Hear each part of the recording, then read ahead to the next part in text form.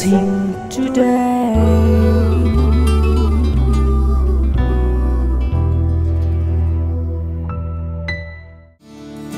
This program is sponsored by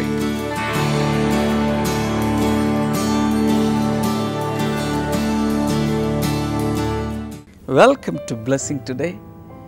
ഇന്നത്തെ ഈ blessing today നിങ്ങളുടെ ജീവിതത്തിലൊരു വലിയ അനുഗ്രഹമായി മാറട്ടെ. നമുക്ക് ഒരുമിച്ച് ചേർന്ന് ഇന്നത്തെ സ്പോൺസർക്ക് വേണ്ടി പ്രാർത്ഥിക്കാം. ഇന്നത്തെ സ്പോൺസർ എറണാകുളത്ത് നിന്നുള്ളൊരു വെൽ വിഷർ ആണ്. തൻ്റെ മരുമകൻ ജെയിംസിൻ്റെ ബർത്ത്ഡേ ഇന്ന് സെലിബ്രേറ്റ് ചെയ്യുകയാണ്. Many happy returns of the day James. നമുക്ക് ഒരുമിച്ച് ചേർന്ന് ഈ കുടുംബത്തെ അനുഗ്രഹിച്ച് പ്രാർത്ഥിക്കാം. കർത്താവെ, ഞങ്ങൾ എല്ലാവരും ചേർന്ന് ബ്ലെസ്സിങ് ടുഡേ വ്യൂവേഴ്സ് ചേർന്ന് കർത്താവെ, ജെയിംസിനെയും വൈഫ് ടീനയെയും ഞങ്ങൾ ഈ സമയത്ത് അനുഗ്രഹിച്ച് പ്രാർത്ഥിക്കുന്നു. കുഞ്ഞുങ്ങൾ ജോഷുവയെയും ആമസിനെയും ഏലിയാസിനെയും ഞങ്ങൾ ഈ സമയത്ത് അനുഗ്രഹിക്കുന്നു. കർത്താവെ, ഈ കുടുംബത്തിൻ്റെ മേൽ സകല അനുഗ്രഹങ്ങളും അങ്ങ് പകരണമേ, ആരോഗ്യം നൽകണമേ, ആത്മീയ വളർച്ചയ്ക്ക് വേണ്ടി ഞങ്ങൾ പ്രാർത്ഥിക്കുന്നു. കർത്താവ് വെൽവിഷർ അതുപോലെ തൻ്റെ ഭർത്താവ് ഇരുവരും ആരോഗ്യത്തിൽ അനുഗ്രഹിക്കപ്പെടട്ടെ. അതുപോലെ ആത്മീയമായ വലിയൊരു വളർച്ച ഉണ്ടാകട്ടെ എന്ന് പ്രാർത്ഥിക്കുന്നു. മകൻ സാമിന് വേണ്ടി പ്രാർത്ഥിക്കുന്നു. കർത്താവെ, അങ്ങ് വിദ്യാഭ്യാസത്തെ അനുഗ്രഹിക്കണമേ എന്ന് പ്രാർത്ഥിക്കുന്നു. Thank you father. മാത്രമല്ല, ദൈവികമായി കർത്താവ് ആഗ്രഹിക്കുന്ന പാതയിലൂടെ കർത്താവെ തന്നെ വഴി നടത്തണമേ എന്ന് പ്രാർത്ഥിക്കുന്നു. ഈ കുടുംബത്തെ എല്ലാ നിലകളിലും കർത്താവ് അനുഗ്രഹിച്ചതിനാൽ നന്ദി പറയുന്നു. യേശുവിൻ്റെ നാമത്തിൽ തന്നെ, ആമേൻ. Blessing festival Kalyan Mumbai February 6 വെള്ളി. സമയം രാവിലെ 10 മുതൽ 1 മണി വരെ. അരീസിയ ആൾട്ടിസ് കൊമേഴ്സ്യൽ, 3rd ഫ്ലോർ, സനയമംഗൽ കാര്യാലയയ്ക്ക് സമീപം, ബേൽ ബസാർ, കല്യാൺ വെസ്റ്റ്.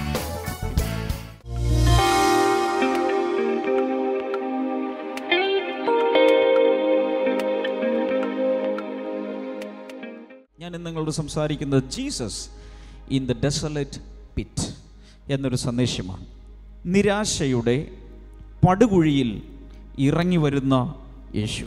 ഒത്തിരി പേർക്കൊരു യേശുവിനെ കുറിച്ച് തെറ്റിദ്ധാരണയുള്ളത്, യേശു അവിടെ കസേര കയറി ഇരിക്കുകയുള്ളൂ, ഞാനിവിടെ കിടന്ന് അനുഭവിക്കുന്നൊന്നും അറിയുന്നില്ല, ആ സിംഹാസനത്തിൽ അങ്ങ് സീറ്റ് ബെൽറ്റ് ഇട്ടിരിക്കുകയാണെന്നാണ് പലരുടെയും വിചാരം. യേശു അങ്ങനെയുള്ള ദൈവമല്ല. സിംഹാസനം മുറുകെ പിടിച്ചുകൊണ്ട്, നമ്മുടെ ഇവിടെയൊക്കെ കസേരകളിയുണ്ട്, കണ്ടിട്ടുണ്ടല്ലോ. കസേര ഒരാൾ കിട്ടിയാൽ പിന്നെ വിടില്ല.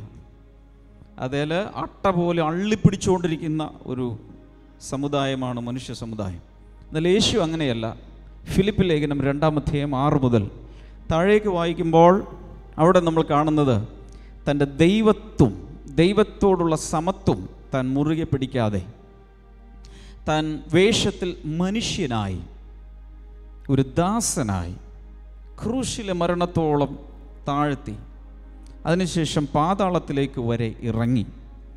എത്രത്തോളം അവൻ ഇറങ്ങി വരാമോ അത്രത്തോളം ഇറങ്ങി വന്ന് നമ്മെ രക്ഷിക്കുവാൻ വേണ്ടി വന്നവനാണ് യേശു. 40-ാം സങ്കീർത്തനം 1, 2, 3. Psalm 40 verses 1, 2, 3. ഞാൻ യഹോവയ്ക്കായി ക്ഷമയോടെ കാത്തിരുന്നു. ഞാൻ കർത്താവിന് വേണ്ടി വളരെ ദീർഘക്ഷമയോടെ കാത്തിരുന്നു. നമ്മൾ പലരും ചെയ്യുന്നത് പോലെ പ്രാർത്ഥിച്ച് ഉപവസിച്ച ചിലരൊക്കെ ഇങ്ങനെ കാത്തിരിക്കുക, എന്നായിരിക്കും കർത്താവ് എനിക്ക് പ്രാർത്ഥനയുടെ മറുപടി നൽകുന്നത്. അങ്ങനെ കാത്തിരിക്കുന്ന ആരെങ്കിലും ഉണ്ടോ? കർത്താവ് എനിക്ക് വേണ്ടി ഒരു ദിവസം പ്രവർത്തിക്കും, അങ്ങനെയുള്ള ആരെങ്കിലും ഈ ദേശത്തുണ്ടെങ്കിൽ ഒന്ന് കാണട്ടെ. ഇതുപോലെ കാത്തിരുന്ന ഒരാളുടെ പഴങ്കഥയാണ് നമ്മൾ വായിക്കുന്നത്. ഒരാൾ പണ്ട് ഇതുപോലെ കാത്തിരുന്നു. എന്ത് സംഭവിച്ചു? കെട്ടിത്തൂങ്ങി ചാകേണ്ടി വന്നോ? നോക്കി, അവിടുന്ന്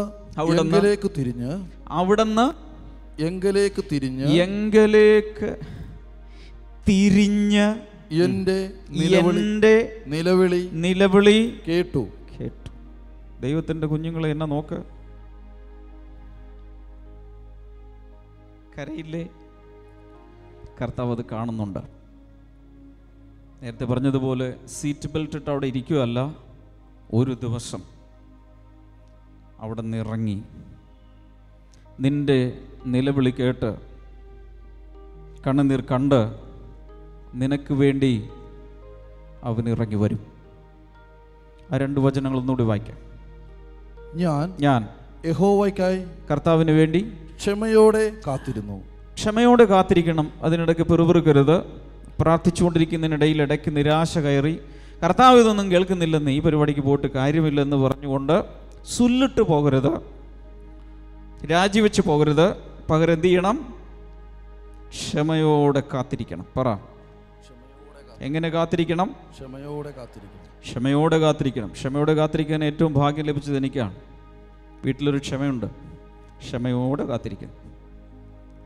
എത്ര പേർ ഇന്ന് അങ്ങനൊരു തീരുമാനമെടുക്കും? കർത്താവിൻ്റെ ഉത്തരം വരുന്നത് വരെ ഞാൻ കാത്തിരിക്കും. ഇടയ്ക്ക് വെച്ച് ഓടിപ്പൊക്കളയരുത്. ബാക്കി അവിടുന്ന് എങ്കിലേക്ക് തിരിഞ്ഞ് അവിടുന്ന് എങ്കിലേക്ക് തിരിഞ്ഞു. കാണാമോ? ഒരു ദിവസം കർത്താവ് നീ ഇരിക്കുന്ന ഡയറക്ഷനിലേക്ക് ഒന്ന് തിരിയുന്നു. My God. വായിക്കാം. എന്നിട്ട് എൻ്റെ നിലവിളി കേട്ടു. എൻ്റെ നിലവിളി കേട്ടു. വിനാശകരമായ കുഴിയിൽ നിന്നും. ഇനി അപ്പോൾ ഈ പുള്ളി എവിടെ കിടക്കുവാ ഈ സമയത്ത്? എഴുതുന്ന ആൾ എവിടെയാണ് കിടക്കുന്നത്? മുകളിൽ വായിച്ചാൽ അറിയാം. ഡേവിഡ് എന്ന് പറയുന്ന ഒരു രാജാവാണ് ഇത് എഴുതുന്നത്. നിസ്സാര പുള്ളിയല്ല, ഒരു രാജാവ്. എവിടെയാണ് കിടക്കുന്നത്? വിനാശകരമായ കുഴിയിൽ നിന്നും. വിനാശകരമായ കുഴിയിൽ, അതേപോലെ നാശകരമായ കുഴിയിൽ, ഡെസലേറ്റ് പിറ്റ്, നാശകരമായ കുഴിയിൽ നിന്നും. പിന്നെ ചേറ്റിലും ചെളി എന്ന് പറഞ്ഞാൽ ഇത്രേ ഉള്ളൂ. ചേറിലോ ചെളിയിലോ കിടക്കുന്ന ഒരാൾ എങ്ങനെയെങ്കിലും മുകളിലേക്ക് വരാൻ ശ്രമിച്ചാൽ കൂടുതൽ താഴ്ന്നു പോകും. കാരണം കാല് അനക്കും തോറും താഴേക്ക് ഇറങ്ങി ഉള്ളതും കൂടി പോകും. തന്നെത്താൻ രക്ഷപ്പെടാൻ ശ്രമിച്ചാലുള്ള അവസ്ഥയാണ്. അങ്ങനെയുള്ള അനുഭവത്തിൽ പലരും ഇവിടെ കാണും. ഭയങ്കരമായ കടഭാരം. ആ കടഭാരത്തിൽ നിന്ന് എങ്ങനെയെങ്കിലും രക്ഷപ്പെടാൻ വേണ്ടി വേറൊരു സ്ഥലത്ത്, നമ്മുടെ നാടൻ ഭാഷയിൽ പറഞ്ഞാൽ ഒന്ന് റോൾ ചെയ്തു. കുറച്ച് കാശ് മേടിച്ച് ഇപ്പുറത്തേക്ക് കൊടുത്ത് ഇവിടെ പിടിച്ചു.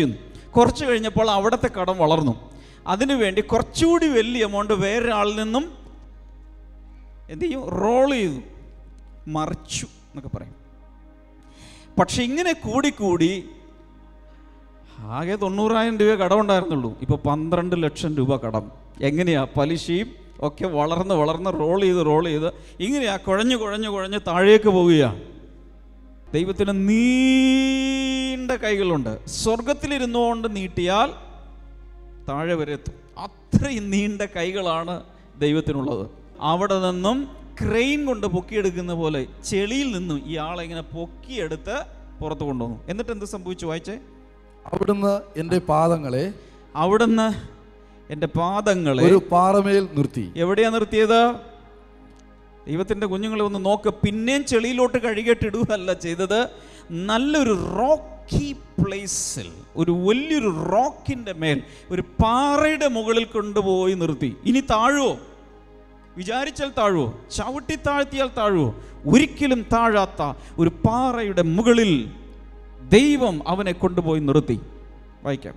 എനിക്ക് നിലയുറപ്പിക്കുവാൻ ഉറപ്പുള്ള ഒരു സ്ഥലവും അവിടുന്ന് നൽകി. നിലയുറപ്പിക്കാൻ, ഒന്ന് സെറ്റിൽ ചെയ്യാൻ, എസ്റ്റാബ്ലിഷ്ഡ് ആകാൻ, ലൈഫിൽ ഒന്ന് സെറ്റിൽ ചെയ്യാൻ വേണ്ടി നല്ല ഉറച്ച ഒരു നിലം നൽകി. പിന്നെ അവിടുന്ന് എൻ്റെ വായിൽ തീർന്നില്ല. എന്നിട്ട് വായിൽ പുതിയ ഒരു പാട്ട് തന്നു. പുതിയ ഒരു പാട്ടും തന്നു. നമ്മുടെ ദൈവത്തിന് ഒരു സ്തോത്രഗാനം തന്നെ. സിനിമാ പാട്ടല്ല കേട്ടോ, ആരും വിചാരിക്കല്ലേ. സിനിമാ പാട്ടല്ല തന്നത്. പിന്നെ എന്താ തന്നത്? ലളിതഗാനമൊന്നും അല്ല കിട്ടിയത്. പിന്നെന്താണ്? സ്തോത്രഗാനം. ദൈവത്തിനുള്ള ഒരു സ്തുതിഗീതം അവൻ എൻ്റെ വായിൽ തന്നു. ധാരാളം പേർ ഇത് കണ്ട് ഭയപ്പെടുകയും, ഇത് കണ്ടിട്ട് ഒത്തിരി പേര് ഭയപ്പെട്ട് യഹോവയിൽ ആശ്രയം വയ്ക്കുകയും, ദൈവത്തിൽ വിശ്വസിച്ചു. എൻ്റെ സാക്ഷ്യം കേട്ടിട്ട്, ഞാൻ പാടുന്ന പാട്ട് കേട്ടിട്ട് ഒത്തിരി പേര് ദൈവത്തിൽ ആശ്രയിക്കാൻ തുടങ്ങി. ഇവിടെ നോക്ക്. ഇത് ഇവിടെ ഇരിക്കുന്ന ചിലരുടെ അനുഭവമാണ്. മറ്റു ചിലരുടെ അനുഭവം ആകാൻ പോകുകയാണ്. അടുത്ത ചില മാസങ്ങളിൽ ഇത് നിങ്ങളുടെ ജീവിതത്തിൽ സംഭവിക്കാൻ പോകുകയാണ്. ഏശയ്യാവിൻ്റെ പുസ്തകം 59 1-2 വചനങ്ങളിൽ പറയുന്നു, Surely the arm of the Lord is not too short to save. രക്ഷിക്കുവാൻ കഴിയാത്ത രീതിയിൽ യഹോവയുടെ കരം, ദൈവത്തിൻ്റെ കരം കുറുകി പോയിട്ടില്ല, ചെറുതല്ല.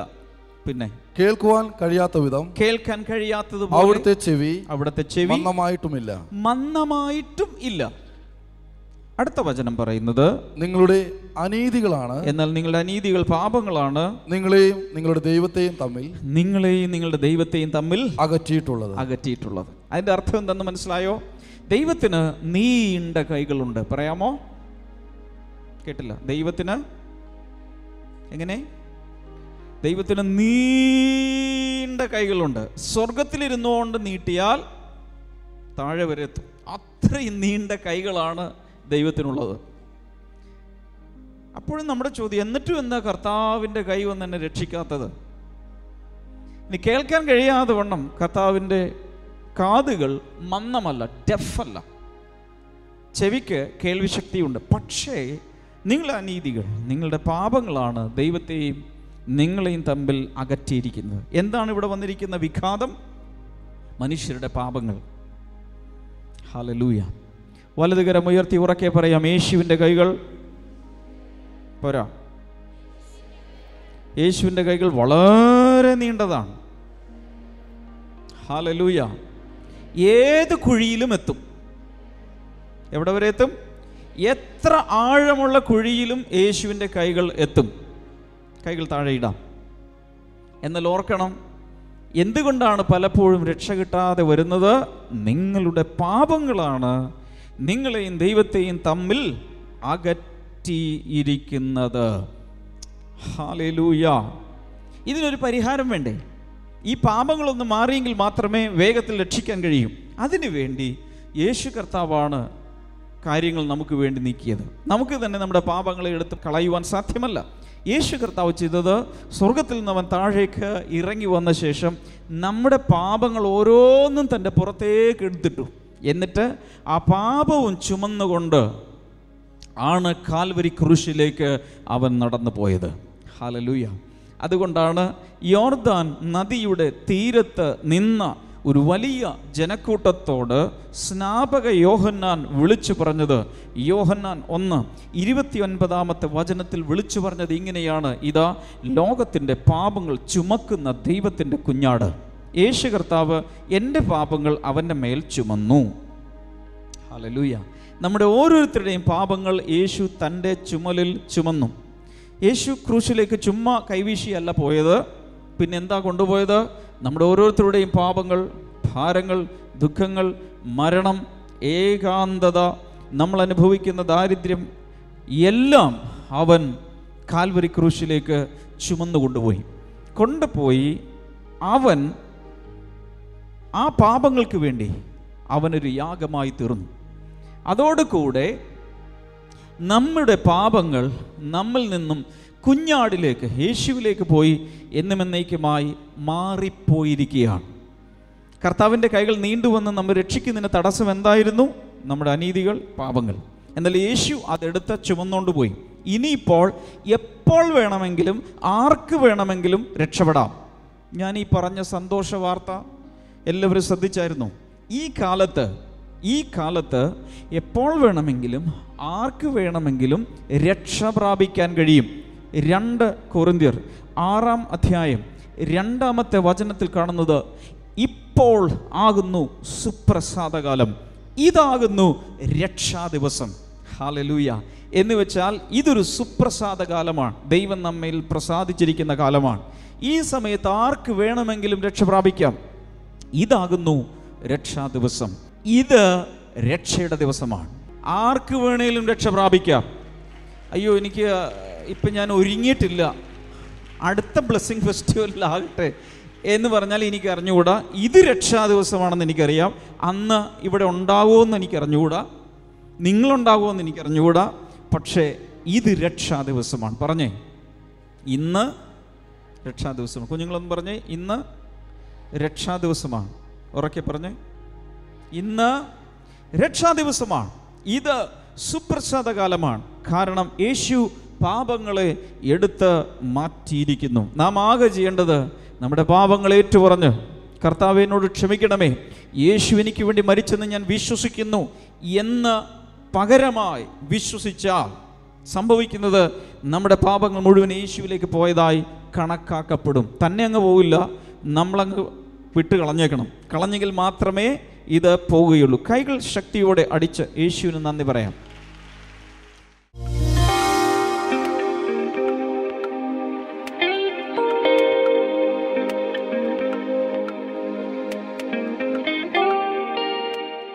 ഈ സിസ്റ്ററിൻ്റെ മകൻ ലിബിനാണ് തൊട്ട് അരികിൽ നിൽക്കുന്നത്. ഈ മകന് തൻ്റെ പൊക്കിളിൻ്റെ അവിടെ ഒരു ചെറിയൊരു കുരു വന്നു. ക്രമേണ അത് കുരു വലുതാവാൻ തുടങ്ങി.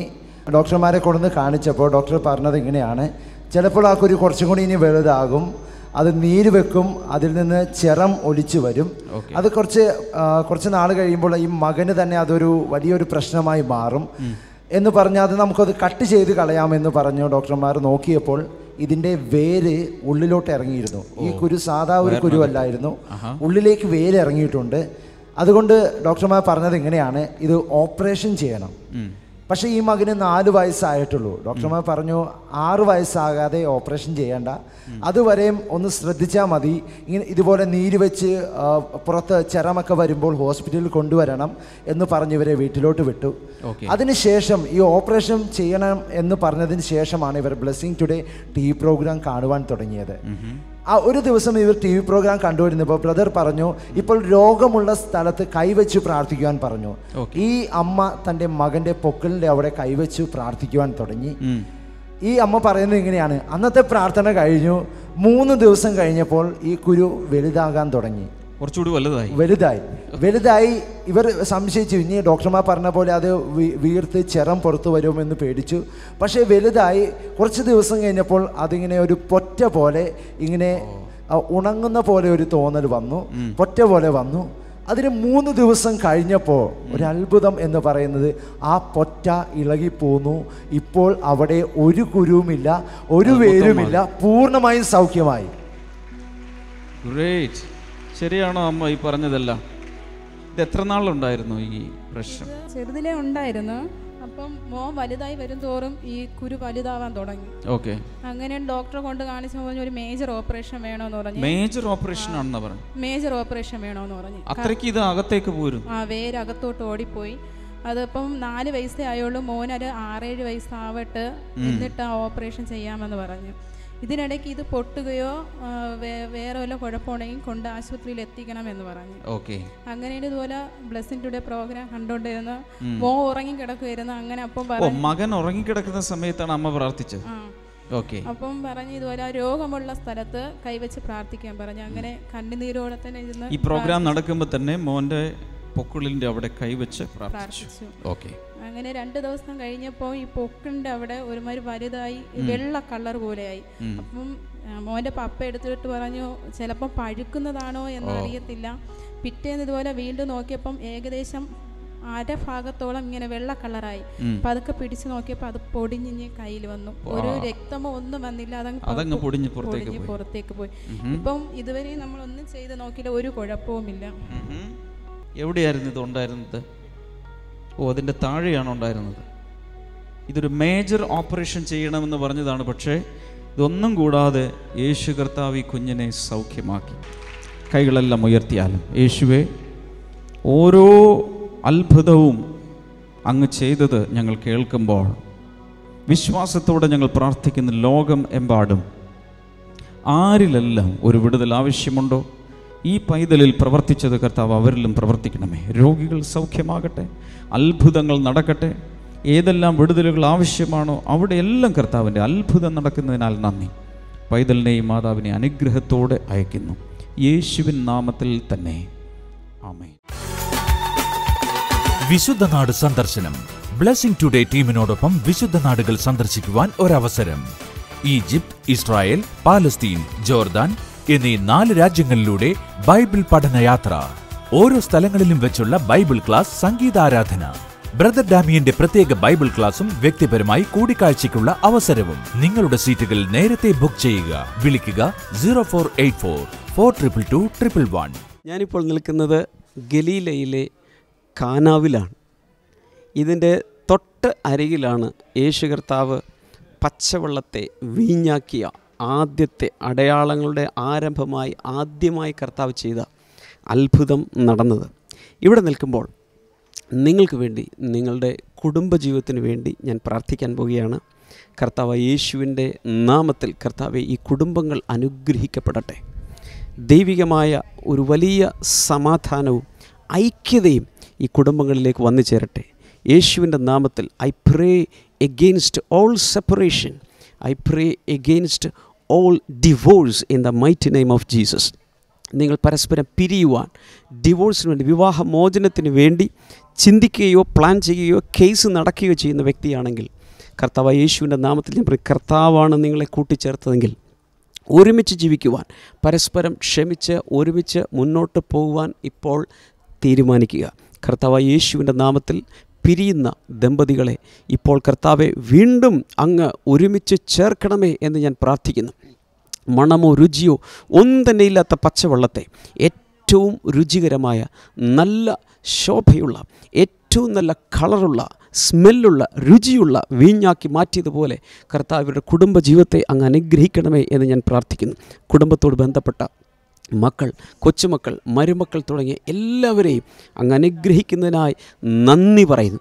വിരുന്നുവാഴി ആ സമയത്ത് രുചിച്ചു നോക്കിയപ്പോൾ അത്ഭുതപ്പെട്ടതുപോലെ, ആശ്ചര്യപ്പെട്ടതുപോലെ ഇവരുടെ വിവാഹ ജീവിതത്തെ കണ്ട് അനേകർ ആശ്ചര്യപ്പെടട്ടെ. അതുപോലൊരു അനുഗ്രഹം ഇവരിലേക്ക് നിറഞ്ഞു വരേണ്ടതിനായി ഞാൻ പ്രാർത്ഥിക്കുന്നു. Thank you father. ഈ സമയത്ത് കർത്താവെ, നീ ഒരത്ഭുതത്തെ അവർക്ക് വേണ്ടി ചെയ്തതിനായി നന്ദി. I release marriage miracles right now in the mighty name of Jesus. Thank you Lord. കർത്താവെ, പാനപാത്രം നിറഞ്ഞ് കവിഞ്ഞ് ഒഴുകുന്ന അളവിൽ കർത്താവ് അത്ഭുതങ്ങൾ ചെയ്തതിനായി നന്ദി പറയുന്നു. യേശുവിൻ്റെ നാമത്തിൽ തന്നെ ആമേൻ. God bless U.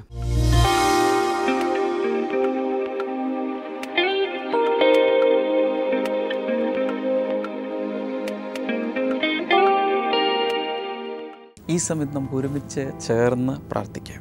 നല്ല കർത്താവെ, ഇന്നത്തെ ഈ ബ്ലെസ്സിങ് ടുഡേ കണ്ടുകൊണ്ടിരിക്കുന്ന എല്ലാവരെയും കർത്താവ് സ്പർശിക്കുകയും തൊടുകയും ചെയ്യണമേ എന്ന് പ്രാർത്ഥിക്കുന്നു. അസ്ഥികളിലെ വേദനകൾ മാറിപ്പോകട്ടെ. ഓസ്റ്റിയോപൊറോസിസ് എന്ന് പറയുന്ന അസ്ഥികളിലെ ബാധിച്ചിരിക്കുന്ന രോഗങ്ങൾ സൗഖ്യമാകട്ടെ. വിവിധ രീതിയിലുള്ള ക്യാൻസറുകൾ, ബ്ലഡ് ക്യാൻസർ ഉൾപ്പെടെ കർത്താവ് യേശുവിൻ്റെ നാമത്തിൽ ഇപ്പോൾ സൗഖ്യമാകട്ടെ. Thank you father. അതുപോലെ മദ്യപാനവും പുകവലിയും നിർത്താൻ ആഗ്രഹിക്കുന്ന, ചില ലഹരി മരുന്നിൻ്റെ ഉപയോഗം നിർത്താൻ ആഗ്രഹിക്കുന്ന വ്യക്തികളെയും കർത്താവ് ഈ സമയത്ത് വിടുവിക്കുന്നുണ്ട്. യേശു കർത്താവിൻ്റെ നാമത്തിൽ അവരിലെല്ലാം കർത്താവ് വലിയൊരു വിടുതൽ കൽപ്പിക്കണമേ എന്നങ്ങയോട് ഈ സമയത്ത് പ്രാർത്ഥിക്കുന്നു. അതുപോലെ ആ ഇൻറ്റസ്റ്റൈൻ, കുടലിൻ്റെ അകത്ത് പ്രയാസം അനുഭവിക്കുന്ന ചിലരെ കർത്താവ് സൗഖ്യമാക്കുന്നു. യൂട്രസിൻ്റെ അകത്തുള്ള മുഴകൾ, ഓവറിയിലുള്ള സിസ്റ്റുകൾ, അതുപോലെ വയറിനകത്ത്, ഉദരത്തിനകത്തുള്ള വിവിധ അവയവങ്ങളുള്ള രോഗങ്ങൾ എന്താണെങ്കിലും ഇപ്പോൾ വിശ്വസിക്കുക. അലർജികൾ, യേശു കർത്താവിൻ്റെ നാമത്തിൽ അലർജികൾ സൗഖ്യമാകട്ടെ. ഇൻ ജീസസ് നെയിം അലർജികൾ സൗഖ്യമാകട്ടെ. ടോൺസിലൈറ്റിസ് കൂടെ വരുന്ന ചില വ്യക്തികളെ കർത്താവ് സൗഖ്യമാക്കുന്നു. In Jesus name. അതുപോലെ കഫം വർദ്ധിക്കുന്നത് നിമിത്തം വല്ലാതെ പ്രയാസപ്പെടുന്ന പലരെയും കർത്താവ് ഇപ്പോൾ വിടുവിക്കുന്നു. In Jesus name. കുഞ്ഞുങ്ങളില്ലാത്തവർക്കായി പ്രാർത്ഥിക്കുന്നു. കർത്താവെ, വലിയ ഒരു അനുഗ്രഹം ആ ദാമ്പത്യ ജീവിതത്തിൽ അങ്ങ് പകരണമേ എന്ന് പ്രാർത്ഥിക്കുന്നു. Thank you father. കർത്താവ് അങ്ങനെ ചെയ്ത കൃപകൾക്കായി നന്ദി. എല്ലാ മഹത്വവും ഞങ്ങൾ അങ്ങേക്ക് അർപ്പിക്കുന്നു. Thank you Lord. യേശുവിൻ്റെ നാമത്തിൽ തന്നെ ആമേൻ. മഹാരാഷ്ട്രയിൽ ഇന്നുകൂടെ കല്യാണിൽ നമ്മുടെ ബ്ലെസ്സിങ് ഫെസ്റ്റിവൽ നടക്കുകയാണ്. തീർച്ചയായും വന്ന് അനുഗ്രഹം പ്രാപിക്കണം എന്ന് മാത്രമല്ല, ബ്ലെസ്സിങ് ഫെസ്റ്റിവലുകളിൽ വന്നു ചേരുന്നവർക്ക് അവരോട് എല്ലാവരോടും ഞാൻ പ്രത്യേകിച്ച് അഭ്യർത്ഥിക്കുന്നത്, ഞായറാഴ്ചയിൽ നടക്കുന്ന ബ്ലെസ്സിങ് സെൻറ്ററുകളിലെ മീറ്റിങ്ങിലേക്ക് കൂടെ വന്ന് കൂട്ടായ്മകളിൽ നിന്ന് ആത്മീയമായി വളരാൻ കർത്താവ് എല്ലാവരെയും സഹായിക്കട്ടെ. You are invited to the nearest blessing centre. Blessing today റിസോഴ്സസിൽ നിന്നുള്ള പുസ്തകങ്ങളും CD-കളും ആവശ്യമുള്ളവർക്ക് ബ്ലെസ്സിങ് ഫെസ്റ്റിവലിൽ നിങ്ങൾക്ക് നേരിട്ട് വാങ്ങാമില്ലെങ്കിൽ തപാൽ മാർഗം നിങ്ങൾക്ക് അത് ലഭിക്കും. സ്ക്രീനിലെ നമ്പറിൽ വിളിക്കുക. ഇല്ലെങ്കിൽ ബ്ലെസ്സിങ് ടുഡേ റിസോഴ്സസിൻ്റെ വെബ്സൈറ്റിൽ സ്ക്രീനിൽ നോക്കി ഓൺലൈനായി നിങ്ങൾക്കത് ലഭ്യമാക്കാം. കർത്താവ് ഒത്തിരി ഒത്തിരി ഒത്തിരി ഒത്തിരി അനുഗ്രഹിക്കട്ടെ. നമുക്ക് തിങ്കളാഴ്ച ബ്ലെസ്സിംഗ് ടുഡേയിലൂടെ വീണ്ടും കാണാം. God bless you all. Bye. ഒത്തിരി പേർക്കൊരു സംശയമുണ്ട്, എങ്ങനെയാണ് ഈ ഭൂമിയെല്ലാം ഉണ്ടായത്, എങ്ങനെയാണ് ഈ പ്രപഞ്ചം ഉണ്ടായത്? ബ്രദർ ഡാമിയൻ ദുബായ് ബ്ലെസ്സിംഗ് സെന്ററിൽ ശുശ്രൂഷിക്കുന്നു. ഫെബ്രുവരി 20 വൈകിട്ട് 5 മുതൽ 7 മണി വരെ. ഏവർക്കും സ്വാഗതം.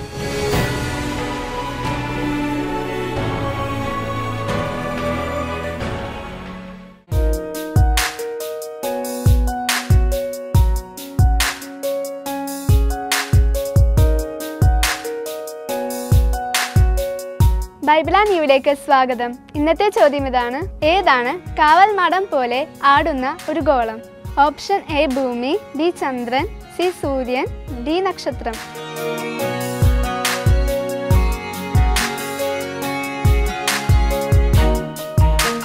നിങ്ങളുടെ ഉത്തരങ്ങൾ 9645221221 എന്ന നമ്പറിലേക്ക് SMS ചെയ്യുക. ചെയ്യേണ്ട format BT space ABC or D space നിങ്ങളുടെ പേരും പൂർണ്ണ മേൽവിലാസവും. ശരിയുത്തരങ്ങൾക്ക് സമ്മാനങ്ങൾ നൽകുന്നത് OM ബുക്സ് ആണ്.